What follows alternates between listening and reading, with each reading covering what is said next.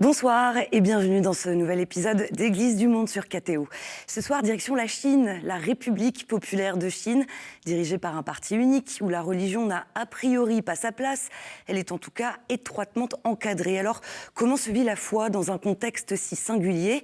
Eh bien, pour les catholiques chinois, la foi, elle se vit parfois dans l'ombre, parfois au grand jour, mais toujours avec persévérance, dynamisme et créativité. C'est ce que nous découvrirons avec notre invité, Michel Chambon, expert du christianisme en monde chinois. Et nous aborderons également l'évolution des relations entre Pékin et Rome, mais avant quelques repères. La Chine, deuxième économie de la planète, est l'un des plus grands pays du monde. Sa géographie est très contrastée, plateaux, montagnes, déserts ou encore zones côtières densément peuplées. Sa capitale est Pékin. La Chine, c'est l'ancien pays le plus peuplé du monde, détrôné par l'Inde il y a 2 ans. Le pays compte tout de même plus d'1,4 milliard habitants. Et pourtant, grand paradoxe, la Chine connaît un important déclin démographique. Contre-coup de la politique de l'enfant unique, le pouvoir cherche désormais à relancer la natalité par tous les moyens. Du côté des religions, il est très difficile, pour ne pas dire impossible, d'avoir des chiffres précis. Une grande partie de la population pratique une forme de religion populaire, issue du confucianisme et du taoïsme. Une large partie de la population serait tout de même bouddhiste. Toujours selon les estimations, les protestants seraient aux alentours de 60 millions, les musulmans 20 millions, les catholiques, quant à eux, seraient aux alentours de 10 millions. Tout de suite, je retrouve mon invité.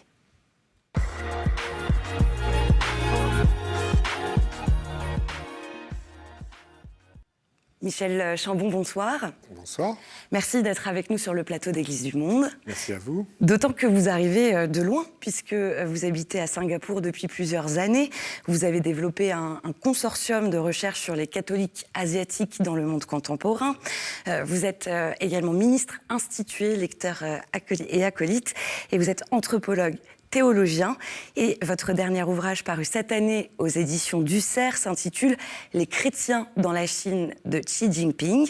C'est un ouvrage très riche, très accessible aussi, une balade aux confins de la Chine, mais avec un ancrage particulier à Nanping. Ça se situe dans le sud-est du pays. Pourquoi avoir choisi cette petite ville ? Eh bien, il y a plusieurs années, quand je commençais ma thèse doctorale en anthropologie, j'étais à la recherche d'une petite ville, pas une très grande ville, pas la campagne, quelque chose d'intermédiaire, où je pourrais passer plus d'1 an et demi de vie au sein des chrétiens. Et après avoir visité 40 localités dans tout le pays, c'était le seul endroit où l'Église était tout à fait à l'aise de dire « oui, tu peux vivre avec nous pendant 1 an et demi, ça ne sera pas grave ». Voilà, et c'est une petite ville qui est à taille humaine. Je voulais quelque chose à taille humaine où je puisse vraiment faire une sorte de panorama, comprendre la situation. Alors, avant de plonger dans le cœur de l'émission, une petite mise en contexte, si vous le voulez bien, avec quelques définitions importantes pour suivre l'entretien. En Chine, lorsque l'on parle de l'Église catholique, on parle de l'Église officielle, mais on parle aussi de l'Église souterraine. Expliquez-nous. Alors, quand le Parti communiste a pris le pouvoir en 1949, progressivement, il est devenu très hostile aux religions, et à partir du milieu des années 50, tout était interdit du point de vue religieux. Et il y avait une volonté de l'État de faire disparaître ces superstitions du passé. Mais ça n'a pas très bien marché, disons. Et à la fin des années 70, début 80, l'État a dit « bon, maintenant, on va autoriser et on va encadrer ». Et en gros, à ce moment-là, vous avez une rupture au sein des chrétiens.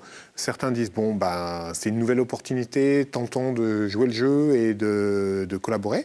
Et puis une partie des chrétiens disent « non, pas question, c'est une arnaque, on va se faire… voilà ». Donc, c'est ce qu'on parle. Donc, on parle de l'Église patriotique, les chrétiens officiels, essayent de construire avec le gouvernement, et les chrétiens qui, eux, préfèrent s'organiser entre eux, on parle de souterrains. Mais attention, ça c'était les années 80. 40 ans plus tard, cette dichotomie est complètement, irrelevante, ou elle nous perd en fait. Elle est trop binaire pour donner la complexité et la richesse de ce qui se passe. Parce que certaines églises souterraines sont aussi connues des autorités Tout à fait. à l'heure Donc, actuelle. des églises des églises souterraines qui sont aussi grandes que Saint-Étienne-du-Mont ou des églises qu'on a à Paris, avec une grande croix, un bâtiment de 4 étages. Donc souterrain, parfois, veut dire simplement enregistré auprès de la police, mais pas enregistré auprès des affaires religieuses, parce que cet enregistrement-là nécessiterait que le lopin de terre où se retrouvent ces chrétiens soit changé d'attribution. En Chine, chaque lopin a une attribution agricole, logement, industriel, ou ainsi de suite, et donc religieuse. Et pour changer l'attribution d'un terrain, ça coûte beaucoup d'argent. Et donc, des fois, on ne veut pas faire ça. Donc, souterrain, ça peut dire plein de choses, mais généralement, en gros, ça veut dire qu'il n'a pas fait l'ensemble des démarches de reconnaissance par les autorités civiles. Mais parfois, ils n'en ont fait que la moitié. Alors, il y a aussi un autre point qui mérite une remise en contexte pour pouvoir poursuivre. C'est à la une d'ailleurs de l'actualité de l'Église en Chine. C'est l'accord qui a été signé en 2018 entre Pékin et Rome. C'est un accord qui divise, qui a fait couler beaucoup d'encre. En quoi consiste-t-il initialement ? Alors, l'accord de 2018, qui a été négocié pendant tout le pontificat, le début du pontificat du pape François, cherchait à revenir aux fondamentaux, au nom de quoi Rome a le droit de dire quelque chose vis-à-vis de l'Église en Chine. Il a fallu du temps pour réexpliquer clairement que les fondamentaux pour Rome étaient la nomination des évêques en Chine, qui est le moyen de garantir la communion de l'ensemble de l'Église catholique. Donc, cet accord, il porte sur ce sujet-là. Comment Rome a son mot à dire dans la nomination des évêques. Et en gros, en pratique, Pékin sélectionne un ou deux candidats, en pratique c'est souvent un, et Rome a son droit de veto, Rome mène une enquête et approuve ou non. Alors cet accord, il est au cœur de l'actualité. Depuis le mois de juin, il y a une série de nominations d'évêques par le pape Léon XIV. 3 évêques précisément, et la dernière en date dans les actualités, c'est hier, le 15 octobre, avec la consécration d'un évêque auxiliaire de Shanghai, Monseigneur Ignace Wu Jianlin. Est-ce qu'on est dans une nouvelle étape dans la mise en œuvre de cet accord, selon vous ? D'une certaine manière, oui, parce qu'on a un nouveau pape. Cet accord était clairement le résultat des efforts du pape François. Il a été attaqué pour cela. Mais il a montré ses fruits, et donc forcément avec un nouveau pape, ceux qui sont contre l'accord espéraient que les choses soient remises en question, et clairement non.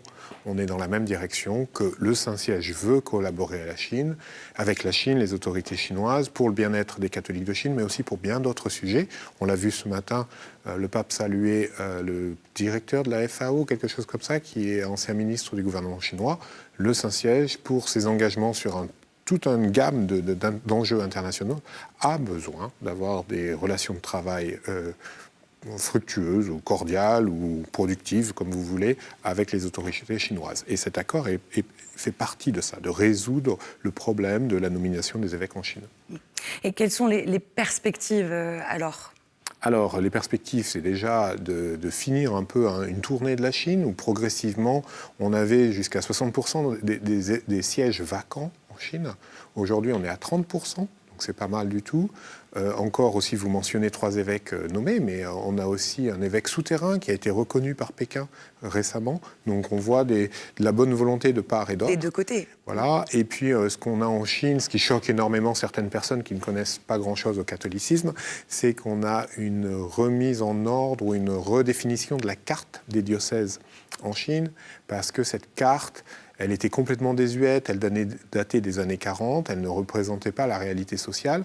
Elle avait été faite aussi pour des fois résoudre des conflits entre sociétés missionnaires qui ne voulaient pas travailler ensemble, et donc le Saint-Siège coupait, disait bon, cette partie-là c'est pour les franciscains et cette partie-là pour les dominicains. Donc aujourd'hui, le gouvernement par exemple a dit il faut refaire une carte cohérente qui colle avec les entités administratives civiles, un petit peu comme ce que Napoléon a fait en France. Et donc ça, c'est en train d'avancer assez rapidement. Et donc la perspective, c'est quand même de finir ce tour d'horizon, de nommer des évêques un petit peu partout et de clarifier la carte. Quand vous parlez de la carte, il y a notamment la création de ce nouveau diocèse, le diocèse de Jiangyakou. Pas qu'un seul, c'est toute la carte, c'est l'ensemble du pays qui est repris, corrigé, ajusté. On fusionne des plusieurs diocèses, on recoupe pour que ça recoupe avec les territoires administratifs d'aujourd'hui. Mais vraiment, c'est très comparable avec ce que Napoléon a fait en France, en faisant que les diocèses de France aujourd'hui soient à peu près un département. Et alors, vous l'avez un petit peu dit, mais donc, ce qui a été mis en œuvre par François, finalement, est poursuivi par Léon. Oui, tout à fait. Alors, certains avaient des espoirs qu'il aille contre, et c'est tout le contraire. On voit très très bien depuis le mois de juin que les choses avancent, c'est la même direction. Alors, on peut pas et on ne va pas ici réduire simplement l'Église catholique en Chine à la seule relation Église-État. Juste avant de poursuivre, je vous propose de regarder un extrait. C'était le 25 mai dernier, à l'issue du Reginat Coeli sur la place Saint-Pierre. Le pape Léon XIV prenait la parole au sujet de l'Église en Chine. C'était l'une de ses premières déclarations publiques à ce sujet. Hier encore,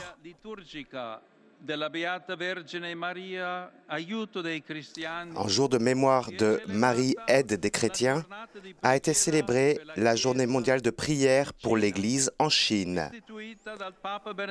Journée instituée par le pape Benoît XVI. Dans les églises, dans les sanctuaires de Chine et du monde entier, ont été élevées des prières à Dieu en signe de sollicitude et d'affection pour les catholiques chinois et pour leur communion avec l'Église universelle. Que l'intercession de la très sainte Marie leur obtienne à eux et à nous la grâce d'être des témoins forts et joyeux de l'Évangile, même parmi les épreuves, pour promouvoir toujours la paix et l'harmonie. Michel Chambon, comment vivent-ils concrètement les catholiques chinois ce lien avec Rome, ce lien avec l'Église universelle? Alors, de mille manières. Par exemple, sur les réseaux sociaux, on voit beaucoup de vidéos, de textes qui sont liés à ce que... Il n'y a quasiment pas de délai entre ce que Rome dit et ce qu'on peut lire. Ensuite, il y en a qui parviennent à, quand ils ont les moyens financiers, d'aller faire des pèlerinages en Italie, bien sûr. Aujourd'hui, c'est très courant. Donc vraiment, j'aimerais dire que le lien entre Rome et, en tout cas le lien spirituel entre Rome et la Chine, il est très comparable à plein d'autres situations dans le monde. Le point d'achoppement, c'était bien sûr le rôle administratif de Rome dans la gestion de l'Église en Chine. Mais sur le reste, je dirais que en fait, les autorités chinoises n'ont pas d'ambition théologique. Elles ont une ambition administrative très forte. C'est un régime autoritaire, ça je ne conteste pas. Mais sur le plan théologique, non, elles ne s'immiscent plus. C'est fini l'époque athée radicale où on veut éradiquer les superstitions du passé. Mais il faudrait évidemment quand même parler de la façon dont l'État surveille malgré tout les catholiques. On a même entendu parler il y a quelques semaines d'une religieuse qui avait été arrêtée pour avoir organisé un pèlerinage en Europe. Ouais. Où en est-on de cette politique de répression? Alors, en Chine, tout groupe est surveillé. Que ce soit... Pas uniquement... exactement. Que ce soit... Ah non, surtout pas.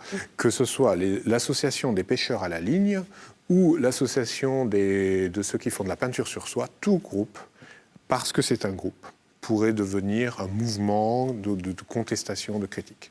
Donc l'État chinois, qui a une petite tendance paranoïaque, a démultiplié ses moyens d'investigation et de contrôle. Donc les catholiques, les chrétiens en général, n'y échappent pas du tout. Mais si on remet ça un peu en perspective, moi j'insiste pour dire que alors qu'on voit une recrudescence du contrôle social sur toute la société, les catholiques qui étaient vraiment une population suspecte dans les années 80-90 parce qu'ils osaient dire qu'ils voulaient rester en relation avec une puissance étrangère, le Saint-Siège, aujourd'hui, relativement, leur situation s'améliore. Alors que tout ce temps, pour eux, les choses se tendent pas beaucoup plus. Elles étaient tendues dans le passé, ça c'est sûr, mais en fait, le régime commence à se dire, bon, on a quand même fait un deal avec Rome, et en effet, les catholiques ne sont pas une menace. Et en fait, j'ai des collègues chercheurs qui soulignaient bien que la priorité du régime, ce n'est pas du tout les catholiques. En fait, ça ne les intéresse quasiment pas. C'est 10 millions d'habitants. pour 1,4 milliard de personnes. La priorité du régime aujourd'hui, c'est les États-Unis, qui sont un réel challenge, pour rester courtois. Et donc, c'est dans ce cadre-là qu'ils ajustent des fois leur politique religieuse. Parlant des États-Unis, la nationalité américaine du pape Léon XIV... Je suis sûr que ça a été un questionnement pour les autorités chinoises qui n'avaient pas vu venir la chose, comme beaucoup d'entre nous. Mais a priori, on a vu un certain nombre de signes de bonne volonté. Et donc, je pense qu'ils ont compris que le pape Léon s'inscrivait dans la continuité du pape François, qui voulait un dialogue constructif et franc avec les autorités chinoises et qui n'était pas simplement un enfant de cœur de Trump. Alors, sur les spécificités de cette Église catholique en Chine, et vous le mentionnez d'ailleurs dans votre livre « Les chrétiens dans la Chine » de Xi Jinping, il y a plusieurs courants liturgiques qui façonnent le monde catholique chinois actuel. Il y a ce que vous appelez le style de Hong Kong, et puis il y a le style de Taïwan. Alors, quelles sont les spécificités de l'un et de l'autre ? Alors, ce que j'essaye de montrer, c'est que déjà, le christianisme en Chine est très vivant. Bon, on n'a pas encore parlé des protestants, mais vous avez 10 millions de catholiques pour 60 millions de protestants. Il y a beaucoup de courants et les catholiques ne sont pas homogènes. Et s'ils sont différents ou divisés, ce n'est pas que sur des questions politiques. Il y a aussi des forces ou des sensibilités liturgiques un peu différentes. Il y a aussi des questions générationnelles très importantes, des questions de migration à l'extérieur de la campagne vers les grandes villes, d'exode rural, qui les façonnent. Donc, sur les questions liturgiques, simplement, je soulignais que Hong Kong, qui a fait un énorme travail d'appropriation du rite après Vatican II, travail sur l'espace liturgique dans un contexte très urbanisé, très dense, d'appui sur la tradition chinoise. Bon, bref, ce style qui est, des fois on pourrait presque dire un petit peu confucéen, avec une grande attention aux gestes du rite, et très soigné, eh bien, on le retrouve à certains endroits de la Chine. Et j'aime bien le contraster un tout petit peu, mais comment dire, de manière courtoise, avec un style taïwanais qui est plus relax, plus... Voilà, la messe, la liturgie en général, c'est un moment ensemble. Ça ne veut pas dire que c'est du n'importe quoi, loin de là, mais je trouve que c'est important de montrer qu'il y a des efforts différents, il y a des sensibilités différentes, et que donc les catholiques du continent, eh bien forcément, ils circulent, ils se forment, et ils essayent aussi de créer leur propre manière de célébrer. Il y a une autre réalité que vous abordez dans vos recherches, c'est l'influence africaine. Et, on en entend très peu parler, particulièrement visible à Guangzhou, où une importante population africaine s'est installée. Alors comment cette présence, est-ce qu'elle influence la vie ecclésiale locale ? Alors en effet, ce qui se passe, c'est que dans les grandes villes, les capitales de province, les autorités chinoises n'autorisent pas la construction de nouvelles églises. Ou alors c'est extrêmement encadré et c'est vraiment pas simple. Donc, un effet latéral assez intéressant, c'est que les populations étrangères, les étudiants, les businessmen ou les entrepreneurs, doivent se serrer dans la cathédrale, qui est le seul grand espace où tout le monde doit vivre un peu ensemble. Et la messe en anglais, à Canton, c'est flagrant, mais on voit la même chose dans d'autres capitales de province, est en fait prise en main par les Africains, et qui font des messes extrêmement joyeuses, extrêmement vivantes. L'église est pleine, donc c'est souvent la messe à 3h de l'après-midi. À Canton, c'est comme ça, mais on voit ça dans d'autres capitales de province. Et donc, pour des catholiques chinois, s'ils veulent faire l'expérience de la messe en anglais et d'une messe non chinoise, et donc faire une expérience physique, liturgique de l'universalité de l'Église, c'est souvent lors de ces messes-là de l'après-midi à la cathédrale, à la capitale de province. C'est le seul lieu où ils peuvent voir de leurs yeux, et le style, les chants, tout ça. Et en fait, l'expérience qu'ils font, c'est une messe africaine. Par exemple, à Canton, ce sont les Africains qui ont aidé le diocèse local à apprendre comment gérer des foules et des foules de touristes. Parce que pendant les jours de vacances, ces cathédrales dont je vous parlais accueillent jusqu'à 10 à 12 000 touristes par jour. Par jour. Et ce sont les catholiques, la population, les catholiques, les bénévoles, le prêtre, le clergé de la cathédrale qui doivent gérer ça. Les autorités ne s'immiscent pas. Et il y a des fois, ils ne savent vraiment pas quoi faire. Ils auraient très envie de fermer la clé, mais c'est aussi une opportunité pastorale. Et or, souvent, le service de sécurité, c'est les grands gaillards africains qui le font. Et ça marche très bien parce que les jeunes petits touristes chinois, ils ont peur. Bon, bref, voilà. Mais c'est une influence intéressante d'expérience de catholicité et d'universalité de l'Église qui n'est pas que tournée vers les Blancs et vers l'Occident, mais aussi vers ces Noirs qui, dans un monde chinois, des fois, on les regarde un peu comme... Alors, vos écrits, ils portent aussi sur la place des religieuses catholiques chinoises. Juste avant d'en parler plus amplement, de leur rôle dans l'Église catholique, je vous propose de regarder un extrait du film documentaire « Les Sœurs de l'Ombre ». C'est une plongée dans l'histoire des premières congrégations féminines arrivées en Chine. Ici, sur le rôle de la congrégation des auxiliatrices des âmes du purgatoire. Et dans cet extrait, l'une d'entre elles, Sœur Odette, y raconte leur quotidien dans une lettre. Le matin, on fait un peu de catéchisme, chant, ouvrage, écriture, un peu de français pour les plus grandes. L'après-midi, après la sieste obligatoire, chacune s'occupe à son gré, à travailler pour elle, avec la lessive, la confection et la réparation des vêtements. Il y a les dispensaires, il y a aussi toutes les œuvres sociales, ouverture d'ateliers pour donner un métier aux jeunes filles. Il faut se rappeler l'importance de l'action de ces religieuses dans la promotion féminine. Ce qui suscite bien souvent, d'ailleurs surtout en Chine, une certaine hostilité. Parce que ce n'est pas dans la culture chinoise de donner autant d'éducation à une jeune fille, de lui donner un métier, mais néanmoins les religieuses vont continuer d'ouvrir des ateliers pour former des jeunes femmes chinoises. Sœurs de l'ombre, c'est un film réalisé par Sébastien Cassen, une coproduction KTO, saison 5. Michel Chambon, aujourd'hui, les religieuses chinoises, elles portent la majorité, voire la totalité des services diocésains. Qu'incarnent-elles aujourd'hui au cœur de cette église catholique chinoise? Elles incarnent la responsabilité pastorale des femmes. Mais en même temps, elles font face, comme les prêtres, à une crise des vocations terrible et à une église qui s'est recléricalisée. Donc il y a des tensions réelles entre ces congrégations et puis surtout une société qui s'est radicalement transformée en 40 ans. Donc je ne dirais pas qu'elles sont en crise, mais elles sont en reconfiguration massive. C'est pas simple. Elles doivent retrouver leur place dans leur société. Elles doivent retrouver leur place par rapport à un clergé qui avait été annihilé par l'époque maoïste, mais qui est de retour. Donc il y a de belles choses, il y a vraiment des très beaux témoignages de foi, la jeunesse a une soif spirituelle, les jeunes religieuses demandent plus de vie contemplative alors que c'était des congrégations plutôt apostoliques. Et donc on voit des tentations, des reconfigurations, des efforts dans différentes directions, mais c'est pas simple. Alors, juste avant de se quitter, je vous propose de passer à la toute dernière partie de cet entretien. Quelques questions, des réponses assez courtes. Michel Chambon, quelle figure, saint ou sainte, vous inspire dans le pays? Alors, pas dans le pays chinois, je suis désolé. Je vis à Singapour et j'ai eu la grâce, il y a quelque temps, de rentrer en contact avec Sibylle Katikasu,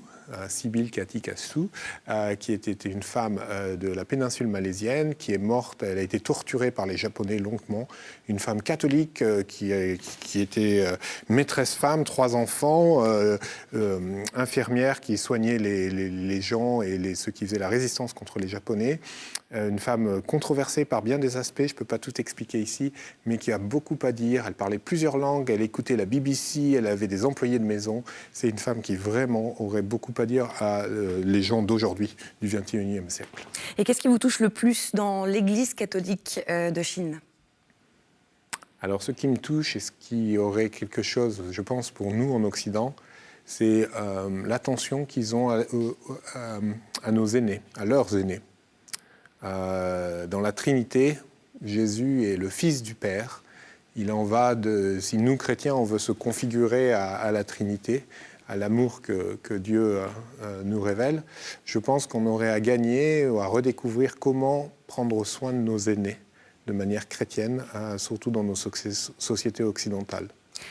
Merci Michel Chambon d'avoir été avec nous sur le plateau, et puis j'invite nos téléspectateurs qui le souhaitent à poursuivre dans la lecture de votre dernier ouvrage, Les chrétiens dans la Chine de Xi Jinping, aux éditions du CERF. Merci. Merci beaucoup. Et tout de suite, c'est la chronique du monde.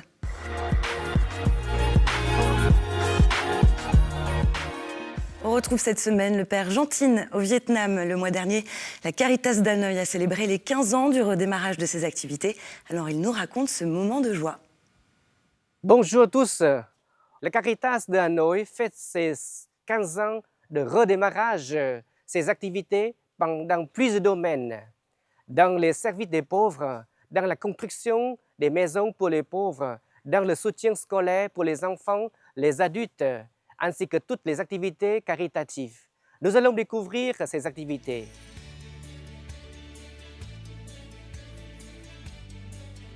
Le 5e congrès s'est déroulé dans une ambiance de ferveur et de communion.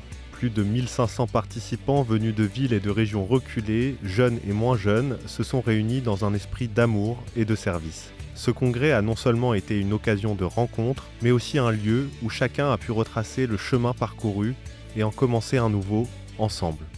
Jalon important de 15 années de reconstruction et de développement, le congrès s'est déroulé dans le cadre sacré de l'année sainte de l'Espérance, sous la protection de Marie, mère de l'Église, en compagnie de Sainte Thérèse de Calcutta, patronne de l'archidiocèse de Hanoï.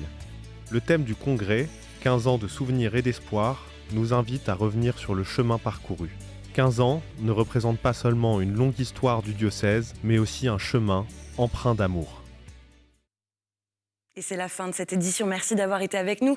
Cette émission, elle est à revoir sur ktotv.com et à réécouter sur les plateformes de podcast et sur l'application KTO Radio. Je vous souhaite une très belle semaine. Prenez soin de vous et à jeudi prochain.